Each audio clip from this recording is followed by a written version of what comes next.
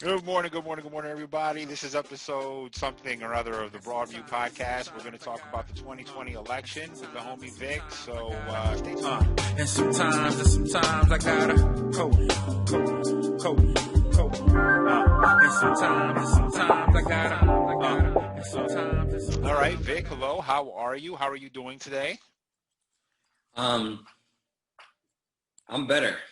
Okay, that's good. I'm better today.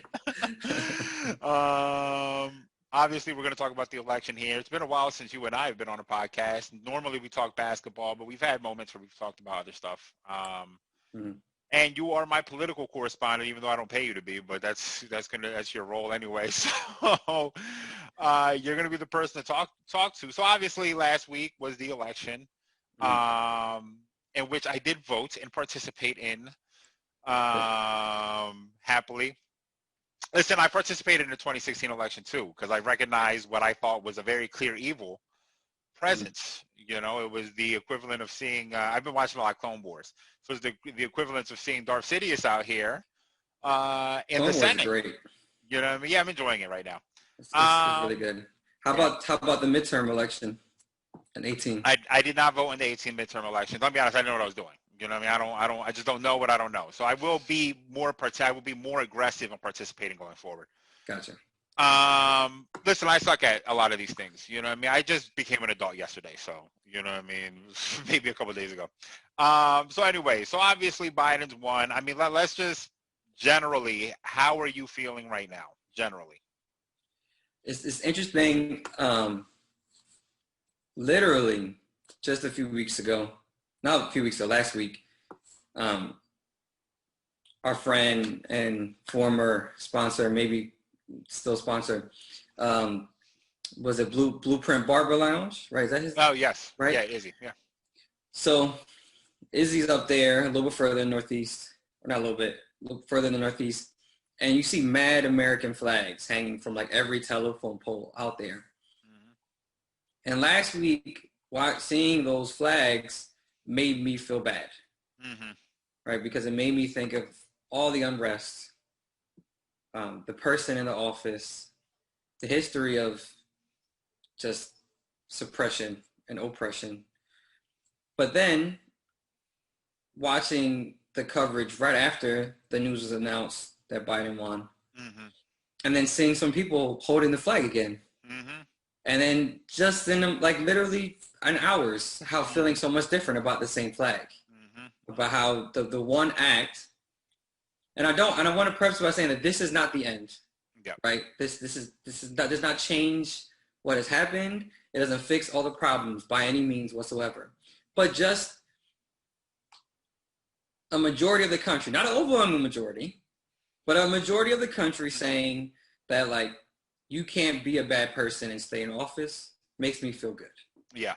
Because I didn't know if that was actually going to happen a few days ago. Yeah, I was pretty confident going into this election that we were going to see Trump get reelected. And, you know, listen, I am an optimistic person. I really am. I used to think I was a pessimist, but I am generally an optimistic person. But I really thought it was doomsday, you know. So much for that. I thought it was over. I said, we're done for. You know, we don't even deserve to be alive anymore. Like, this is the worst of the worst. And to your point, really for the last 2 years, every time I saw an American flag hanging from someone's shit or someone's car, I automatically assumed they were some sort of nationalist that was going to be a Trump supporter. You know what I mean? And to your point, I mean, I had a similar, listen, I've been nervous, and I put out a video on Instagram kind of, you know, speaking to this. I've been nervous about this the whole time, but to your point, watching people celebrate, I mean, in Atlanta, they were doing the electric slide with the flag waving, and that shit made me so happy. I know there are fucking purists somewhere that are disgusted. Mike Pence is melting in his own grief watching the American flag, you know, be party to the electric slide, but that's what America is, right? That is the beauty of America. That's what the best part of the country is. What are you? I mean, so I want you to calm down my fears for a second here. I mean, I know you're going to hit me with the logic, and I'm almost a conspiracy theorist when it comes to this right now. At this I obviously have been worried for a while that even if Trump got unelected, or not unelected, even if Trump lost the election, that he would find a way. I mean, listen, for the last 4 years, we've been discounting him.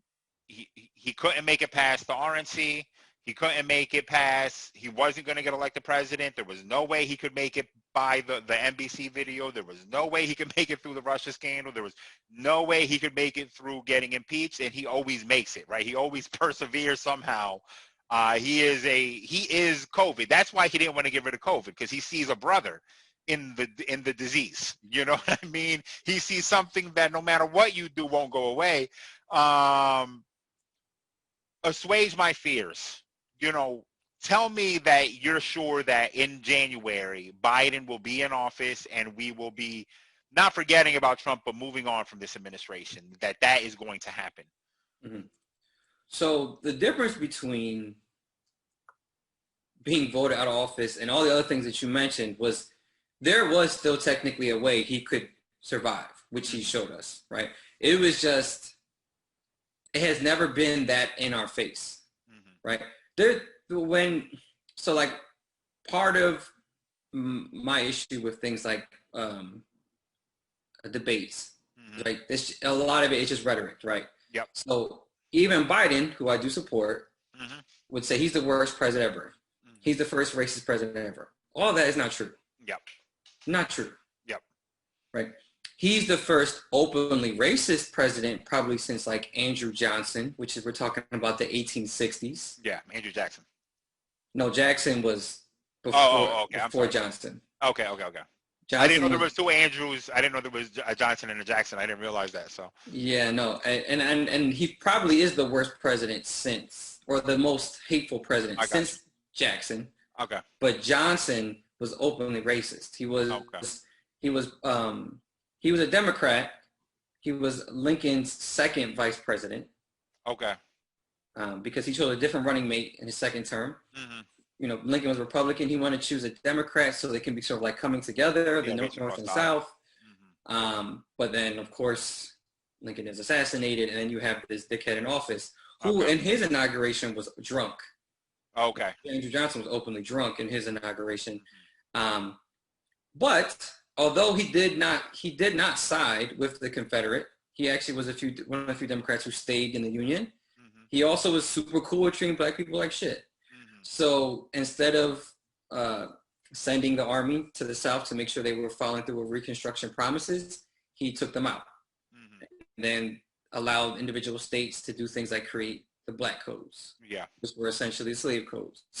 Yeah. But anyway, so that's my problem with that rhetoric. But to get back to the main point is that it's just so far from the norm for someone to be so openly a piece of shit and get as far as he did. Yeah. Right. And so it was more like raising, like my favorite line in the movie Selma is when Martin Luther King tells John Lewis that your job is to raise black consciousness. My job as Martin Luther King is to raise white consciousness. And I think that's what happened to Trump. Is people are like, no, racism isn't like super bad anymore. Slavery was a long time ago, blah, blah, blah, blah, blah. Then you have this guy who says all these really awful, demeaning, racist, misogynistic things, living in demagoguery. We're in a time where there's so much information, no one should be able to fool us, and yet the country was fooled. Right? Yeah. So there was avenues. It just didn't seem like those avenues could ever be taken because no one has ever taken it, especially in modern era of politics. And when we say that, we're talking about Reagan to now, so 80s to 2020. However, in this instance, there literally is nothing left for him to do. Right? Unless somehow he convinces the entire military to say, no, we're going to take over the country, start a civil war, and have a coup. Yeah. Well, it doesn't matter. Now we're all fucked. Yeah. But I just don't see that happening because the entire time, it's not like he had everyone's vote of confidence, right? Yeah. And so many people were quitting, resigning, or getting fired through his administration. He made no friends. Yeah.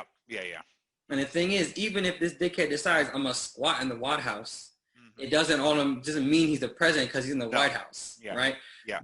once Biden is sworn in, he's now the president no matter where he is in the world. Yep.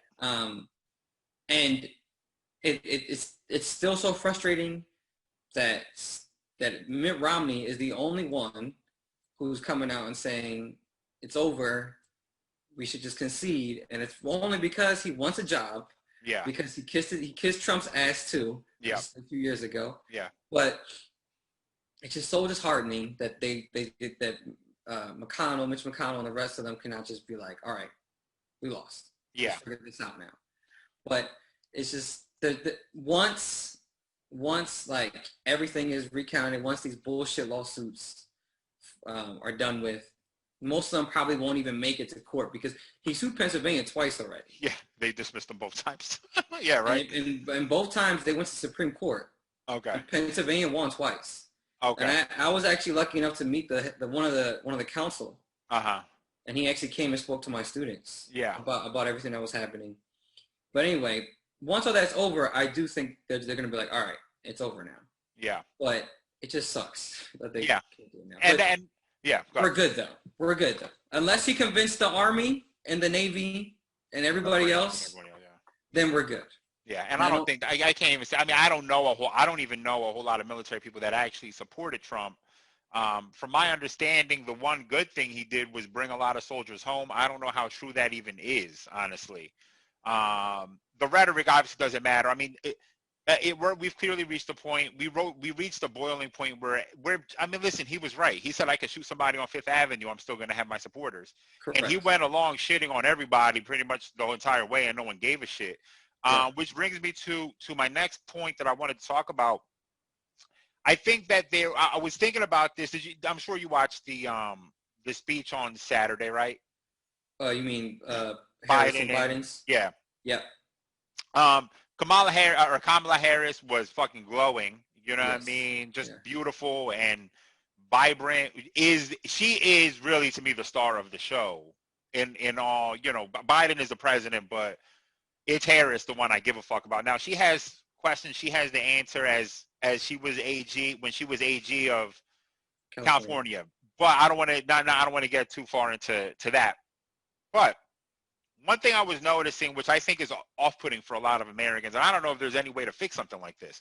I think how someone like Trump makes it is when you watch the debate, because all I kept thinking about was, Kamala, you're riding for my man Joe here, but in that debate, right, you were shitting on him like we see them doing the debates, right, where it's not just where I'm going to call in your policies. I'm going to very passively aggressively insult your intelligence here, right? Right. And I realized how off-putting that could be to a lot of Americans, right, where if you're watching this debate and then you're watching, you checked in at the debate and then you checked in here at this speech and you're like, yo, weren't you just talking wild crazy about Joe a minute ago, and now Joe is going to execute this vision of the future? What do you think about that? I mean, obviously, this has been the way of politics for a million years now. Mm-hmm.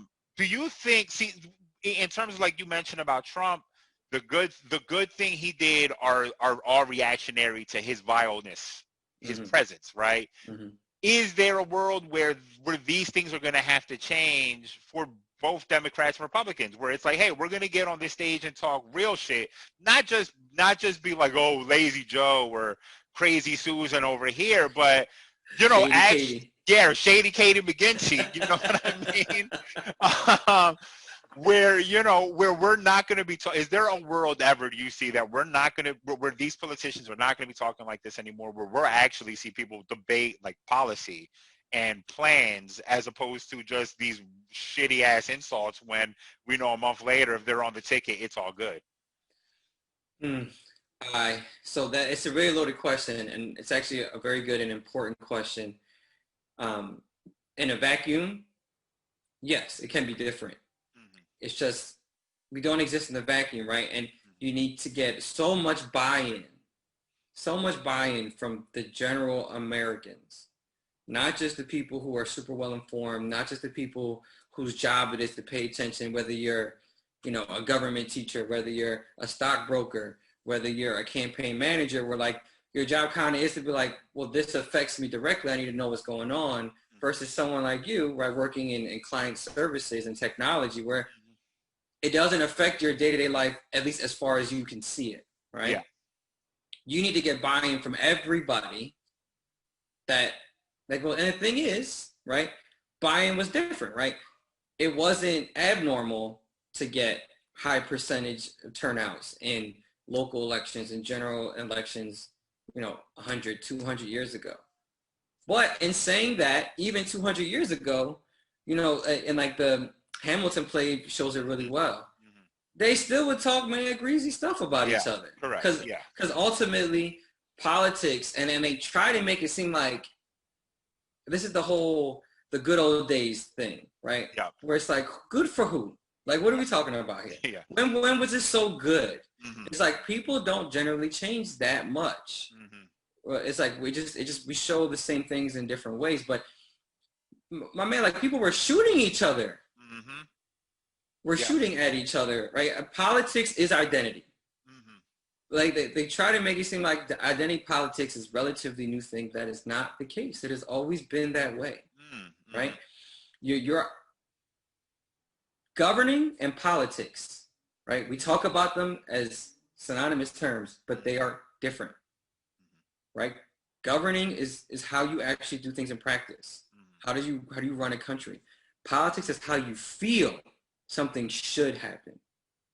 Right? Okay. Right. Should is not always what actually occurs, nor should it. Yeah. And sometimes it's not even possible. Right. But my politics is what I think, my vision of the world, not just the country, right? The world. And that is a reflection of me as a human being. So it's hard to talk politics with someone who's diametrically opposed, because if I say that your politics are wrong, then to you that means I'm saying you're a bad person. Yep. Yeah, I see what you're saying. So it's always going to be that way, even at the highest levels, especially when the buy-in is so low. Now, what I pray, and I'm not even religious, but what I pray is that a Donald Trump presidency can wake everyone up, like that fire underneath their asses, and be like, okay, this is what happens when enough of us don't participate, when enough of us develop so much apathy and or so much contentment for our own specific situations, we lose sight of the big picture. So with more buy-in, possibly it doesn't have to be so grandstanding. But there will be some candidates who just don't like each other and are going to take the opportunity to just be like, kind of put you on blast and then say, oh, it's all's fair in love and war, right? But some things they would never say to that person to their face, but in front of a TV screen, if I'm trying to get the nomination for presidency, then I'll talk greasy. No, that's a good point. Damn, I forgot. I had a question while you were talking, and now it completely vanished from my head. No, it's a little so okay. Let me ask you this question. Obviously, I mean, this is record turnout. Right. The record. Yeah, the record, on both sides at this point. Which is this is the worst conspiracy ever done against the president, where he gets record voting numbers and loses. You know what I mean? It's the most short-sighted. Like when Putin rigs his elections, it's something that's like he would have won 130 million to 5 votes. You know what I mean? And that's the end of the election. Do you think that this record turnout is a thing I've been wrestling with? Obviously, a lot of people have attributed to mail-in ballots making it easier, which I'll, for the life of me, will never understand why people think that this is a bad thing, or how Trump has convinced people that this is a bad thing, when I mean, we know how he's done it somewhat, but there are still just factions of people who don't believe Trump, but also think that mail-in ballots, as if you should have to traverse the lands to cast a ballot at Mordor. You know what I mean? And you have to go to Mordor to cast a ballot for whatever reason, as if I can't just mail this bitch in and tell you this is who I want. This is who I'm voting for.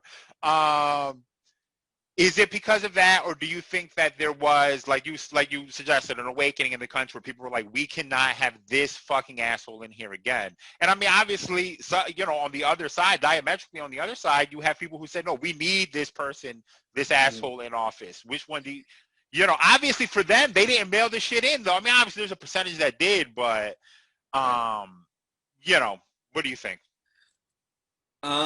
So I'm not sure, and those are one of the questions that political scientists are going to be investigating for the next like 10, 20 years. And over that period of time, we'll have enough empirical evidence to come up with some kind of qualitative study to come with an answer that's suggesting one or the other, or maybe the answer just is a combination of everything. I will say though, like, President Obama, both, especially his first term, he had pretty record turnout as well, at least for the time period, right? Yeah. And nobody hated John McCain. No. And the irony of it, looking back at him now, he was a saint compared to Trump. But the rhetoric around him though was so. Well, it's just. So that's the thing, right? Like our friend Christian asked me a few months ago, does being Republican mean racist to you now? I said no, right? And it's because I personally know Republicans who are not racist, right? They straight was like, no, I'm not supporting Trump, like from the very jump. Yeah. But like John McCain is like a real life example, right? He actually is not. And even though his state is super racist, he still was not for a lot of things that happened in Arizona by the governor and by like local officials. Yeah. But the difference between him is like, he still, for me, was still too big business friendly. Like when he was asked the question, what does middle class mean? And he said something along the lines of like, somebody who has like a cumulative like $1 million, like with housing, cars, bank account, savings, all that. I was like, well, okay, well then we're all. I am the lowest of the lowest. Yeah. But that's because like, because when he's saying like people getting tax, middle class get tax break, because who's the middle class? Millionaires? Yeah. Oh, okay, great. Yeah. But anyway, I don't even remember what you asked me now. About the record turnout. Do you think it was because of the pandemic? No, I think it was. Well, I think. I mean, I'm sorry, because of the mail-in, or because everyone recognized. Yeah, no, I think people recognized it was the problem. The mail-ins helped, but it's actually not that much work to go, especially if you've gone before. You go back to the same place, and the poll workers are usually pretty helpful. But I don't know. Like I said, I'm not sure. I think eventually we will have a better answer, but it's hard to tell. I do think the people were eager to use the voice that a lot of us didn't use before. Yeah. In 2016. I do think, though, there will be a lot of changes to each individual state voting codes after this. So for the better or for the worse? It would have to be to streamline things.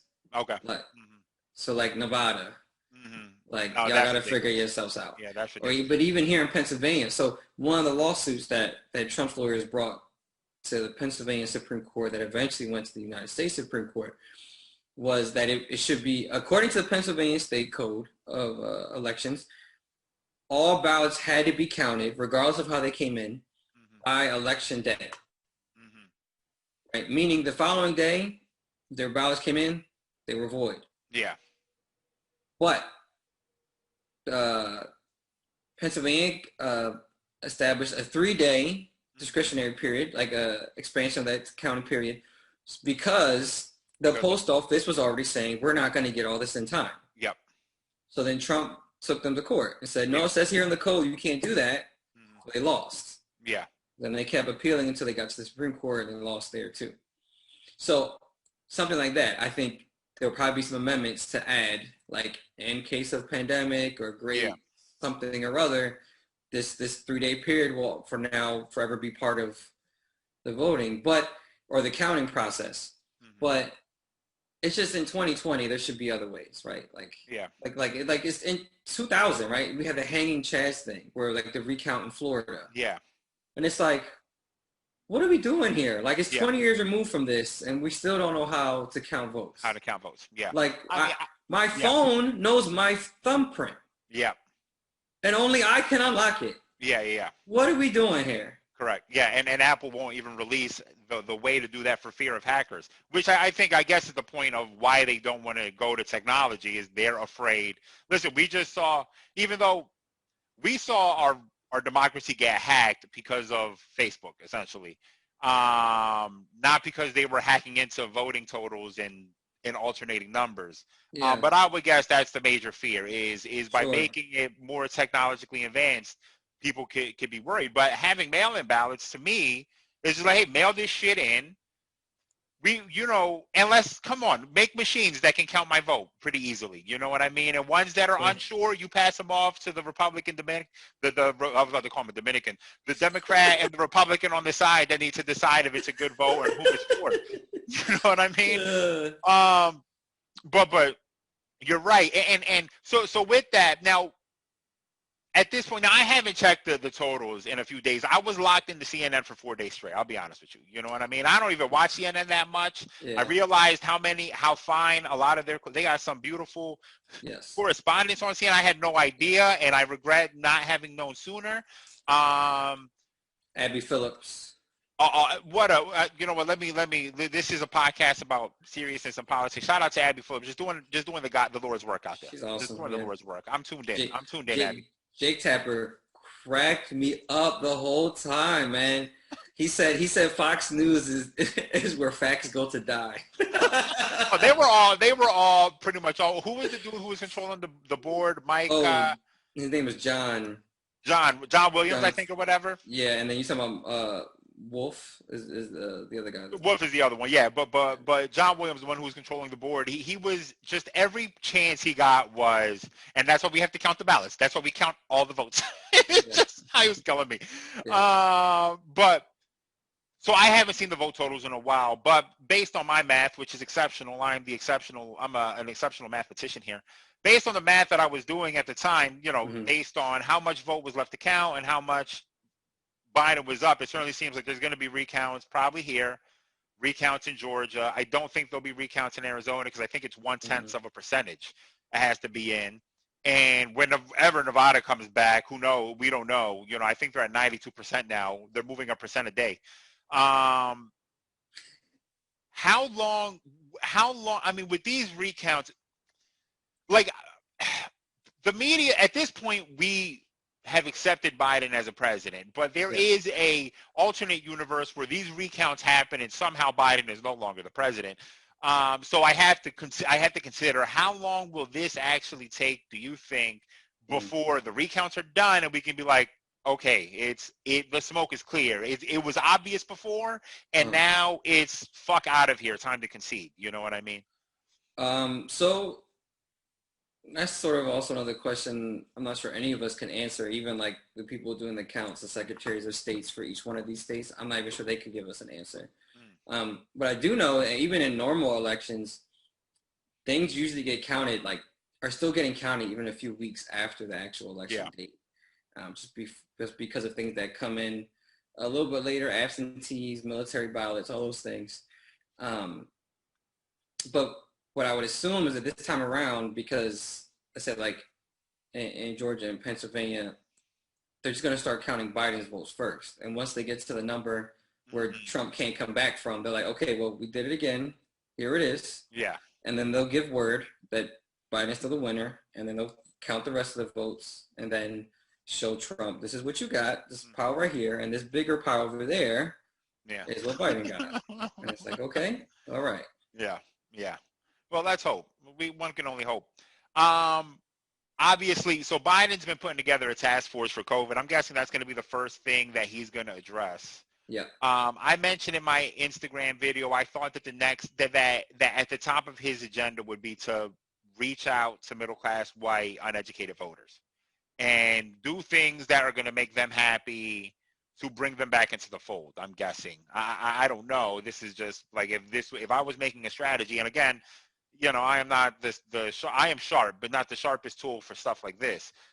What do you expect is going to be at kind of the top of his agenda? I mean, he's not going to want to go full Democrat agenda, I'm guessing, because his whole point right now is how do we unite a country that is clearly very divided right now?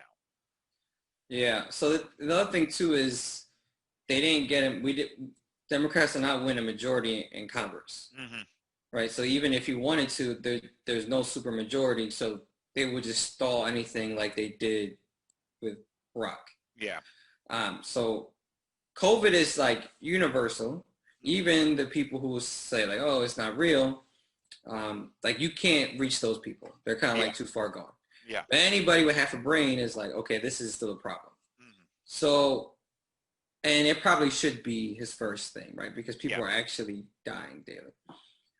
Then he will probably have to find a way to reach out, and by, as you said, to like you get to middle class whites as a president by going to their senators, Yeah. Okay. right? Because most people don't even really know who their House reps are, Hmm. and they serve 2-year terms, so they're constantly in flux, and they spend half of their term just campaigning. Yeah. So he's going to have to reach out to senators, and convince them to play ball, because that's the thing with the Republican parties. In 2008, they decided once Barack Obama lost, or not 8, in 2010, once Barack Obama lost the supermajority in both houses, they decided we're just going to stall Hmm. and wait till our next guy wins, and then we'll do what we want then, which like should be criminal, Yeah. but whatever. Yeah. Yeah. So he has to convince them to play ball, and then they can figure out the rules of the game. Yeah. But Okay. if they're just going to stall and hope that, he's only a one-term president, then we're fucked. Yeah. I mean, in terms of policy, what could he give? I mean, a lot of the things, seemingly things like climate change run up against the conservative value, right? Well, the conservative promises like fracking and coal mining and shit like that. Well, if you're into climate change, you're going to deregulate these things over here.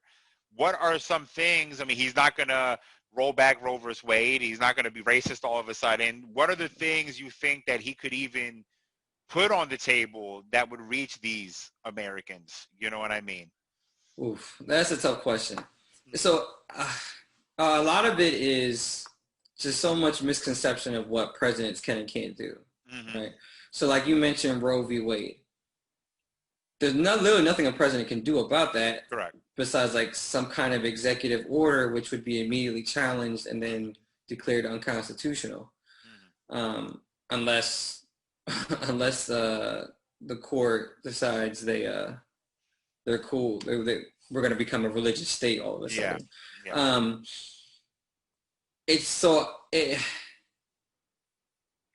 I don't honestly. I don't know. So like it's also we're thinking about things like in hard terms, because it's become our American politics is like this way or this way, right? But like in college, I had a Republican professor who literally wrote a book, and we had to buy and read his book in class about the Republican way right there. about the erosion of the planet. Right?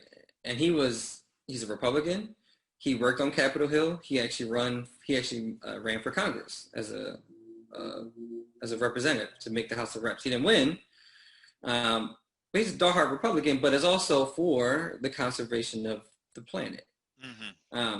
And last time I checked, the surveys are showing that more than half of the country, or we can assume based on the numbers, more than half the country believes climate change is real.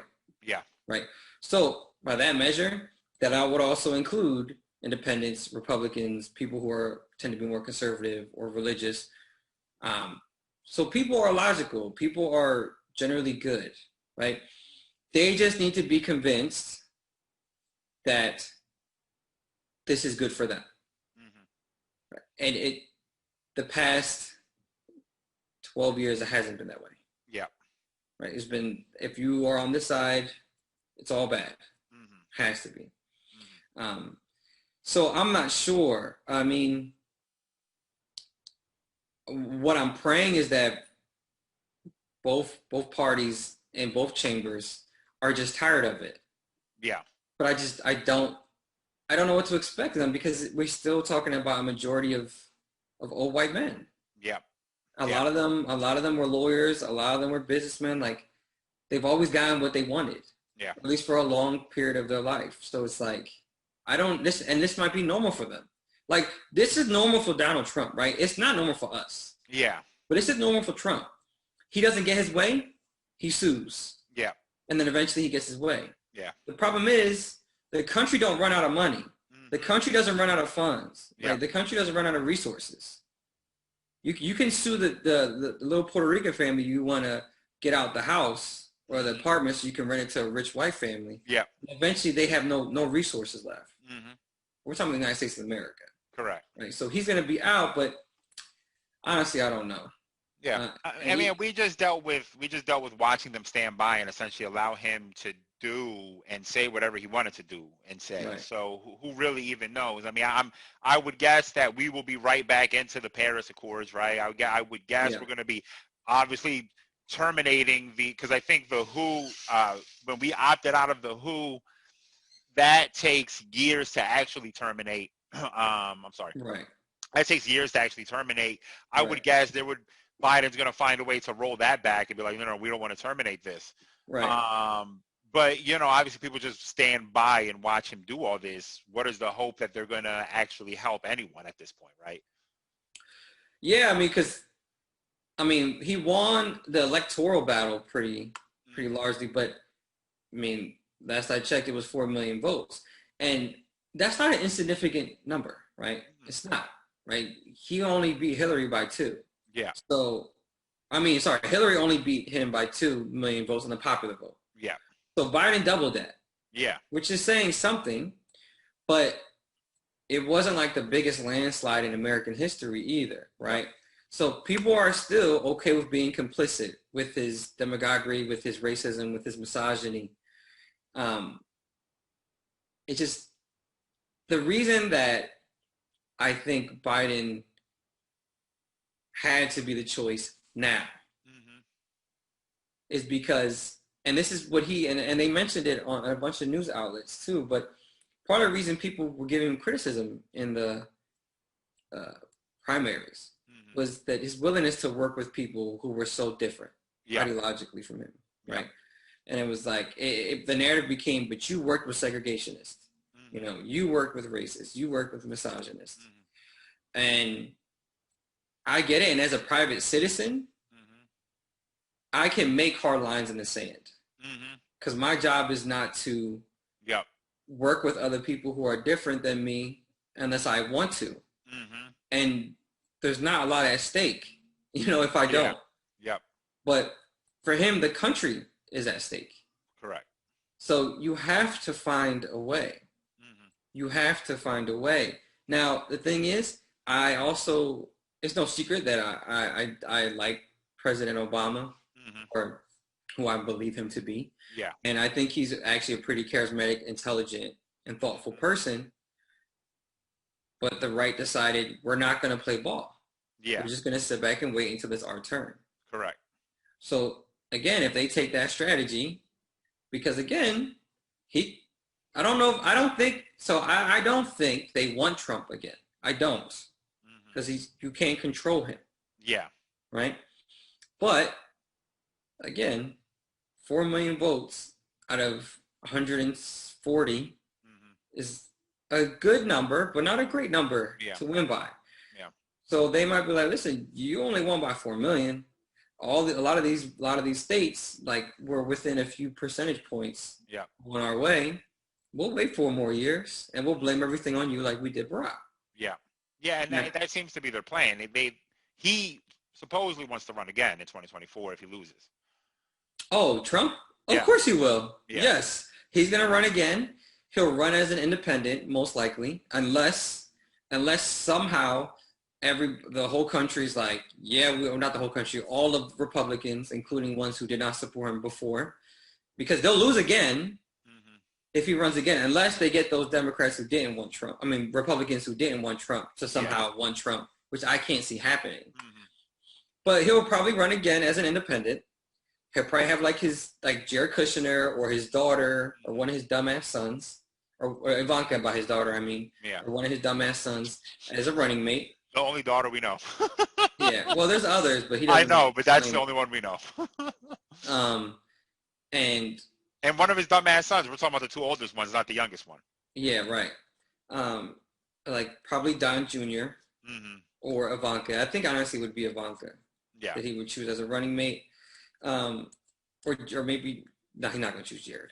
But his constituencies does not like Jewish people. Well, and Jared is also telling him to concede. I'm sure Don will never forget that.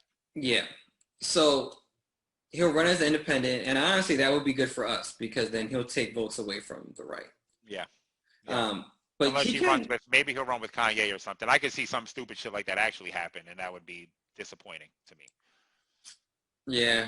The thing is, though, like, it's so much trouble to get on the ballot. Like, if you saw, like, each individual, there was like in Texas, there was like 5 people on the ballot. Yeah. You know, and then in PA it's 2. Yeah. Like, it's so much work and trouble to get on every single ballot. It's almost impossible. Yeah. And you have to do that work years and years and years in advance. And neither of those 2 guys they have the wherewithal. They do not have the wherewithal to have that kind of foresight. Yeah. I mean, it's scary to think that. So actually, let me bring to my next point, because I've seen Fox News say this, and I've seen CNN suggest this, and I don't quite understand what it means. Maybe you can shed light. They keep saying that Trump is in control of the GOP for the next 4 years, as if it's a job or something, as if he has something. When they say that, are they just talking about influence exerted among the American people, or does he actually have some role going forward that other presidents tend to have within their own parties? So I think it means both. Okay.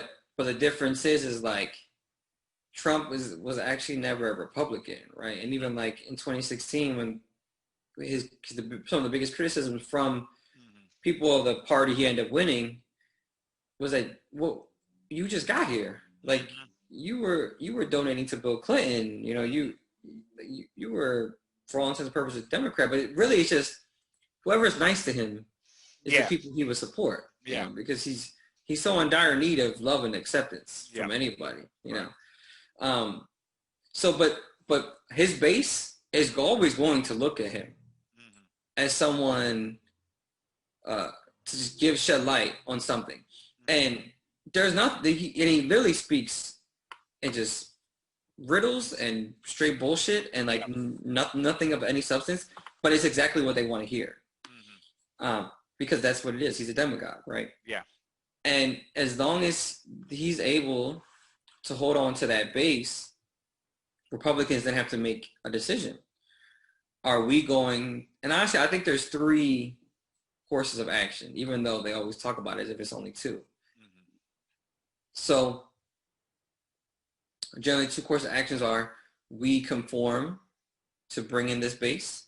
So think of it like Christianity saying, all right, pagans, we'll celebrate Christmas in the winter. All right, just come on, right? Or we just accept that they're too far gone. Yeah. But by doing that, they're conceding probably millions of votes, which then will always put them in the red compared to Democrats. Yeah. The third option, though, which probably will never happen, but if they were just insightful human beings that just take 5 fucking seconds to reflect on themselves and their actions, they'd be, all right, listen, we fucked up. We probably going to lose the next couple of elections, general elections anyway. Let's just take a second, acknowledge that this was a mistake, do our best to educate all voters, but in particular our base and the ones who are too far right on the spectrum, and try to bring them back. Right? But that takes humility. Yeah. You know, that takes empathy, which are things that old white men are not known for having. No. You know, so it's tough. And I honestly think a lot of people who are independent, let's say like some of my family, who would be like, they won't go so far left because of their religion. They think they need to press the religions on people. If the Republican Party's apologized or to acknowledge their faults, I think a lot of my family members would then just be straight up Republicans. Yeah. Because they are more conservative in their value system, but they also aren't so blind to recognize that the Republican platform is not enough to take care of all people. Correct. Yeah. I see what you're saying. Yeah, that's a good point.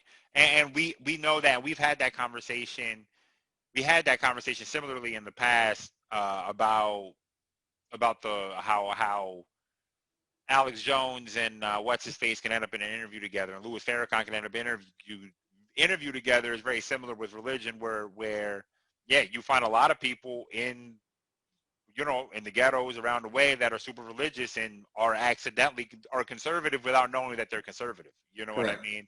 They think they're Democrat based on their politics, but in reality have a bunch of conservative viewpoints. Um, yeah, I don't know what the answer is here. I don't know what it's going to take. To your point, I mean, 70. Yeah, we won, but it's like, at what cost did we win? You know what I mean? And we don't know yet. Like, there's a lot of fear mongering that does happen, and I hate using the word fear mongering because that's like the Fox News buzzword. It's like fear mongering, but there Yeah. is on social media. Fear mongering is heavy. It's why I had to leave Twitter, was because every day I thought civil war was on the precipice of erupting. And then, like there was a Daily Show. The Daily Show does these things where they send a correspondent to a Trump event. Yeah. And you see these people, and in reality, what I had started to realize at that time, and what I realized more once I got off of Twitter and kind of started disconnecting more and more from my phone, was that a lot of these Trump supporters actually don't have a lot of values that we even know of. I don't know that they're racist. I don't know that they're misogynistic. I just don't think they know anything. I think they think, I know for a fact a lot of people who don't have social media and are Trump supporters think that Trump is a successful businessman. They still think that, and they Right. think that he would then be a good president. Right. But with that said, while that is a percentage of that 30 million without question, I don't know what that percentage is. I have no clue. If I based that off of what I had gained from Twitter, I would say 2% of that is that, and the other 68 million are all racist pieces of shit. But I don't think that's the case. I don't know what it takes to actually heal. What does it take to heal the country? This is not a question for you to answer. This is Yeah. a rhetorical question. What Yeah. is it going to take to heal the country? Does Joe Biden have what it takes? One thing that worried me about watching Joe Biden on stage, and I hate to be so alarmist, is he's older. Yep. He's very 77. he's very old.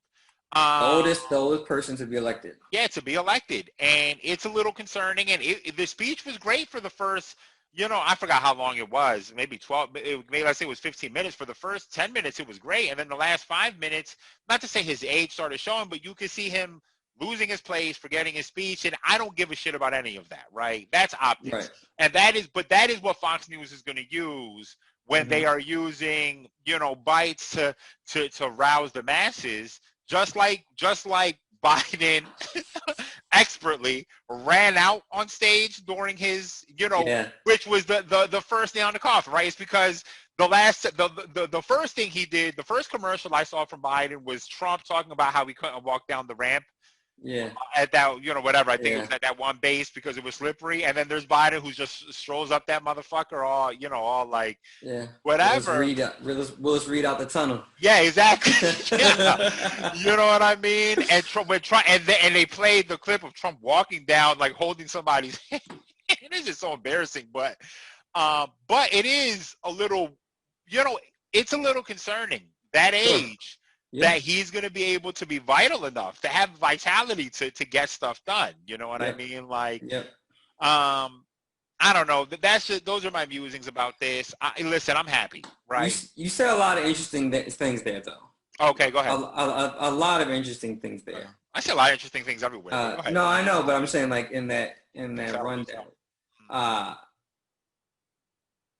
okay, so the thing is about, if you are a Trump supporter, Mm-hmm. right? If you can listen to him speak Mm-hmm. and still support him, Yep. then by definition, you are all those things, Mm-hmm. right? And like, I think it's important to distinguish the difference between like someone who thinks slavery should come back Mm-hmm.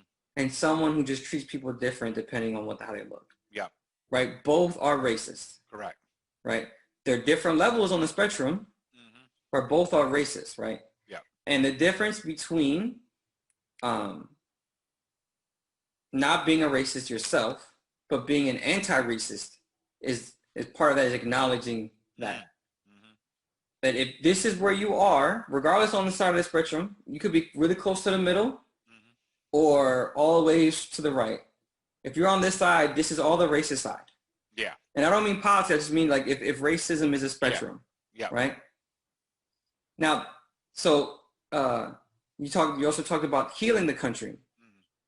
I remember when Kaepernick said, in response to when Trump put out his slogan, it was like, if you're black, there was no great America.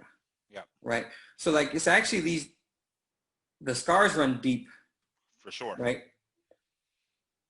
From 401 years ago, I mean, you can argue, 500, 600, like from the moment that Europeans Mm-hmm. set foot in North America in the late 15th century, and then began the almost complete annihilation of indigenous people and their culture, which directly affects, the way you and I live, right? Who knows how much different our lives could have been, right? Because the likelihood is that somewhere in our lineage, there is, like actual Taino people. For sure. Right? Now, there's still people who practice Taino culture and stuff, but like they're not 100% Taino, Yeah. But anyway, so it's like all of this matters, right? And part of this is a failure of the education system because, like everything else, they're run by the dominant culture. And like in the book that both of us are reading, right? Lies my teacher told me, right? I forget his name, but he talks about his textbooks being denied, and when he's asked for reasons, the stuff that they're telling him, these textbook panelists, they're like, well, we don't want people to hate their country. Yeah. And it's like, oh, so you want them to be lied to then, or to not know anything at all? Is that better? So there's a lot. And so it's like, that question, I think, is much more complex than like who is or is not president. Yeah. And in fact, I think it's actually a lot more of a personal choice, right? That eventually either you get to or you never do. That's a good point. But you have to be exposed to those ideas first, then for you to even start to realize like, oh, wait, maybe there is more here, or maybe I should think about this differently, or even if you feel the same way, right? But like Mount Rushmore, we can look at that as like this thing, right? And people we know that we're close to were just telling me how like they felt like they had to go because it might get changed, and it's like, yeah, why does it exist in the first place? Yeah. Why are we worshiping these men, or any man to begin with? But then 2 of those 4 men were 2 of the most prolific slave owners in American history. 3 of those men, including Abraham Lincoln, was a racist. Yeah. Like, why are we worshiping these people? Correct. Right? Especially if you know the history of that actual mountain and why they chose that mountain specifically to put the president's faces on was a erasing of culture. Is what it was. It was an indigenous. It was a mountain that was important to indigenous people. Yeah. Right. Yeah. So that, I think, is a deeper question. And although like the election of Biden can at least be a barometer, is like saying like, okay, we morally, I guess, or ethically, I don't even know if we can even talk about it in those terms without really defining it. But maybe we're heading in the better direction. Right, but just like Trump wasn't all of our problems, right? He's the symptom of the problem. There's still left so much work to be done. Yeah. I mean, I wonder almost if maybe that's not even a question. Maybe healing isn't the question, right? Because that brings us to status quo, and we need to actually change that. Correct. Listen, we're going to do more podcasts talking about this because I think one of roles in media, well, I'm not in media, but if I'm going to do a podcast, the role has to be that we're going to be honest about Biden as a president too, right? We have to be able to hold people to account regardless of what you think. I mean, I know, we've heard people say that the left is the same as the right. And in some aspects, I guess you could make some comparison. Sure. But the left, in my opinion, has always done a better job of taking their people to task and holding them accountable. At least the left media, in my opinion, has always done that. I mean, listen, I'm a huge John Oliver fan. Everyone knows that. And while John Oliver very much swings left, I've seen John Oliver be very critical about Obama, just like he's been rightfully very critical of Trump. You know what I mean? Right. So there'll be more of this. I want to do a podcast too, actually rolling back Trump's presidency to find out if he did any good. Was there any good he did? Right? Just like the book you referenced talked about Andrew Jackson. Maybe I talked about Andrew Johnson, and I've been converting it to Jackson the whole time. I can't remember. About, yes, he was a racist. He was a slave owner. And for the most part was a bad president, but there were these few things he did that were good, right? And finding those nuggets is always going to be a lot harder when you're looking into the coal mine. Where's the diamond at in the middle of the coal mine? I don't know that Trump has done anything good ever, generally, in his life. But there's got to be something. And I'm going to spend time rolling it back, but we don't have to answer every question today. You know, we can celebrate for right now. And we can breathe a little bit, but like you said, the fight continues. This is just the beginning. You know what I mean? I do want to mention something else though. Well, maybe a few things. The whole thing about Fox News, like taking certain snippets and being like, look at this. It's like, that's just who they are, right? And that's who they've always been. And it kind of just is what it is. Yeah. The people who believe stuff like that are the people who are looking for stuff to confirm their own bias. And unless they are willing to change, whatever. Yeah. But the bigger point, and I think the thing is like that we have to continue to press on, is, you know, the sort of like the anti-racist behavior that we all need to be exhibiting if we're going to create a fair society. Because the thing, right? We talk about equality. Equality means the same, but we don't need same. We need fairness. Yeah. And we need equal access to fairness. And that doesn't mean everybody gets treated the same. It just means that everyone is treated fairly. Yeah. And so what I'm trying to get is like the idea of keeping the peace, right? Because it's always been a thing people have always been told. Even like in our immediate friend group, when like, and I understand that I'm not always the best spokesperson for this, and especially not when I was like fresh out of high school or into college. But like just like the conversations just like that have to happen, because otherwise I don't think I'm a good person. Right? I cannot say that I'm doing the things to make the world a better place and then don't do them. Yeah. Right? Especially when I have to stand in front of black and brown children every day or young adults every day and tell them that I care about them, but then let people around me say or do things that I know is offensive or hurtful, that hurt me. Yeah. You know, let alone, you know, in front of that, if any of them were to find out. So like, it's okay to disagree about like taxes or like, what's the best flavor of ice cream? It's not okay to disagree about like, if you call a black person an immigrant, no, you're wrong. You're just wrong. Like there is no middle ground here, right? Yeah. And like you used to say this thing all the time, and I'm not saying that you're saying this about these particular topics, but just like generally as a person who's like pretty thoughtful, you want to gather all this information and then figure out what the truth is, right? And you would always say like it's probably somewhere in the middle, right?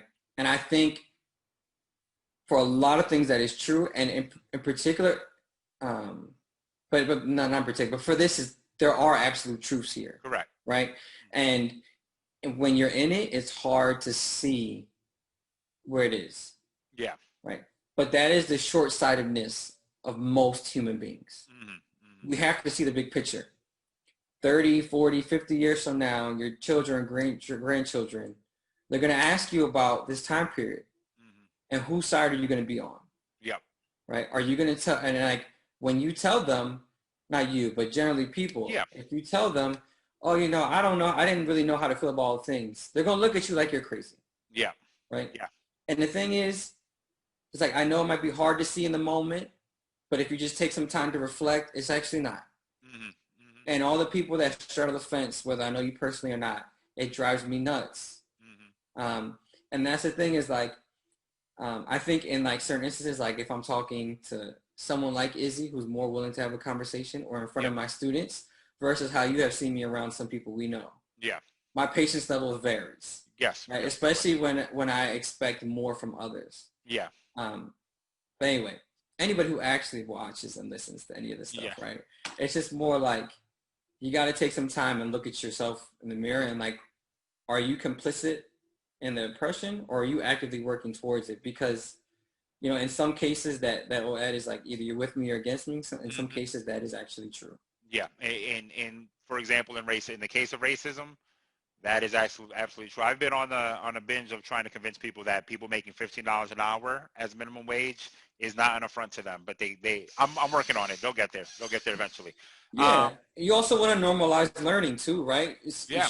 You should be able to grow and learn, but I just know for me personally to maintain my peace, Hmm. I will meet you at the table with all the goodwill as long as you're willing to reciprocate. Yep. And you can disagree all you want, like you're a human being, you're not a computer. Hmm. But then that's it now. Yeah. Now I'm done. If Yeah. you want to have a conversation again, you need to be more on the right side, or Yeah. we're good. Yeah. We Yeah. can just be apart. Yeah. Yeah. No, I'm not. I'm not. I don't completely disagree with you. I think you're also very. I will extend an olive branch to bring people to the right side. You're more like I'll just tear you down with the AK if I need to. Not always, but it just how many times am I going to tell you the same thing? Yeah, as many times as it takes for you to learn. But listen, you're not into No, Jesus. You know what I yeah, mean? nah, Jesus ain't your that's not twist. my thing. Um, no, I think that's fine. Listen, the last thing I'm going to say here on this podcast, and I'll ask for your final thoughts too. Um, the last thing I want to say is, which is a thing that I have been trying to unwire out of people, more and more people that I talk to, is the idea that when we elect a president, people ask, "How did your life change?" Well, it doesn't matter. How does your life even change? Your life doesn't change. Yes, And because in this country we're a capitalist nation, we view everything in dollars and cents. And if your pockets didn't change, then your life must not have changed. And that's not the case. This summer should have taught everyone something. This right, summer was a summer of unrest specifically because of these events where black people were being killed and in direct, I promise you, in direct opposition of the presidency. This what people were dying under Obama. Cops were killing black people under Obama, and there were of not course. riots like this. This is Mhm. because the president enabled these things to happen. So when you're asking questions like, how did it affect your life? It affected my life when I drive up and down Fifth Street and every window is shattered and every business is being rioted, which I'm fucking cool with because I understand why it happened. I feel bad for the small business owner, sure, but I understand what's happening. Yes, our life has changed. That's the fact. Racists were empowered. It was clear day one. I told this story many times. The first day, the day when I woke up and Trump was president, I had to go travel on site to work, and I saw more racism there than I had seen in any place I had traveled before. All of Right, it just out of nowhere. right, You know what I mean? Because no one knew I was Puerto Rican, and now everyone is a Mexican, dirty, spick, lazy, whatever. right, Right? And that is how my life changed. If you're a white male, you may not understand that. I can understand that. But stop thinking that life changing only has to do with tax brackets and money. That's not all it has to do when a right, segment of the population is being hurt. When yeah, sure, Obama started the I had to explain this to somebody recently.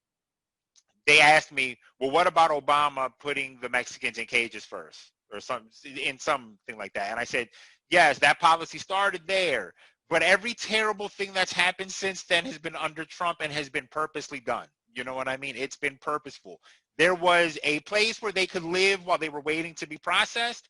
Now they are in entrapment. They are, in an internment camp, just right, like this country has been doing for 200 years now to immigrants. They've been putting them in internment camps for the longest fucking time. If you've ever right, seen Scarface, then you've seen it. Um, right, so the point being, the president, when you're asking, well, how does your life change? Stop thinking in terms of money. That is not the only way lives change. Okay, that is how this country has told us lives change. Um, right. that's all I got. What are your final thoughts on this? No, you're right, but it's also again, it's just short-sightedness and just honestly, it's just straight ignorance Mm-hmm. because it does actually affect your dollars and cents. Mm-hmm. Bush went into Iraq promising there was weapons of mass destruction in Yep. which did not exist, and he was told by the rest of the world, "Don't do it," and he did it anyway. Yeah, correct. And then we stayed in the Middle East, Iraq and Afghanistan, for 15 years. Mm-hmm. And in those 15 years, everyone's taxes went up, except for the super duper rich. Mm-hmm. He used the surplus of Social Security to fund a lot of that stuff. So that means the people who were about to retire didn't know if they're going to have money to live on. And not to mention just the loss of life on both sides. Yeah. Right? Because there was weapons of mass destruction, right? And then even the argument about the whole, Al-Qaeda. I get it. They should not exist. But terrorist groups are not countries. No. Right? People don't understand that concept. Right. That's too far for people. So right. So that's where the buck ends, right? Yeah. This is what I want to believe. All right, I'm good. I don't need any more information after this, right? Yeah. But even beyond that, though, right, we don't elect kings, right? And I don't know how to say this in any different ways. But if you believe in a person's message, you vote for that person, now you have to vote for their allies too. Every chance you get. Otherwise, you're leaving that person stranded on an island with enemies. Yeah, that's a good point. Yeah.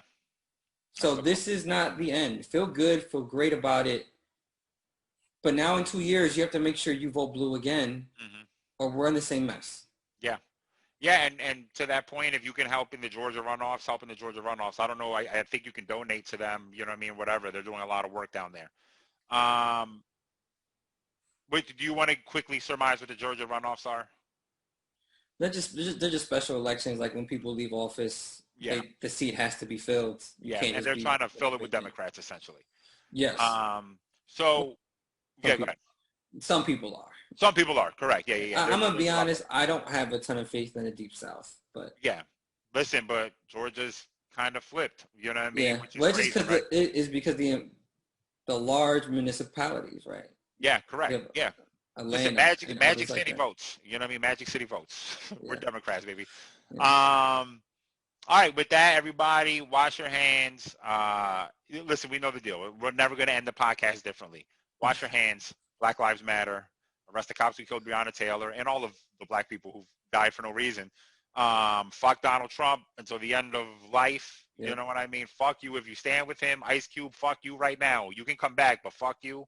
Kanye, fuck you. Lil Pump, fuck you. I'm sorry, there was a lot of fucks at the end here. And that's it, everybody. Chris, Victor, say bye. All right, y'all. All right, everybody, take care. Sometimes I gotta cope. And sometimes I gotta, and sometimes